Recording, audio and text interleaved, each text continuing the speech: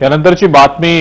राज्यात मातंग समाजानं मुंबई ते नागपूर पायी मोर्चा काढलेला आहे। मातंग समाजाला स्वतंत्र आरक्षण मिळावं अशी मागणी या आंदोलकांनी मोर्चाद्वारे मांडलेली आहे। आगामी अधिवेशनात मोर्चा नागपुरात धडकणार असल्याचा इशारा सुद्धा देण्यात आलेला आहे।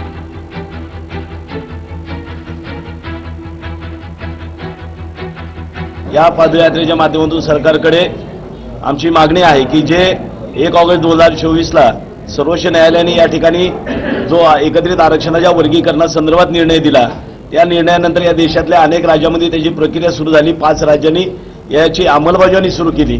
मात्र दुर्दैवाने ज्या महाराष्ट्राला आम्ही पुरोगामी राज्य म्हणतो, ज्या महाराष्ट्राला आम्ही फुले शाहू आंबेडकरांचं राज्य म्हणतो, ज्या महाराष्ट्राला आम्ही साधू संतांची भूमी म्हणतो, तो महाराष्ट्रामध्ये हा 15 महिन्याचा कालावधी या शोषित पीडितांना न्याय देण्यासाठी का लागतो, हा प्रश्न घेऊन त्या ठिकाणी या अधिवेशनावरती लवचिक शक्ती सेनेचा महामोर्चा महापदयात्रा सुरू झालेली आहे।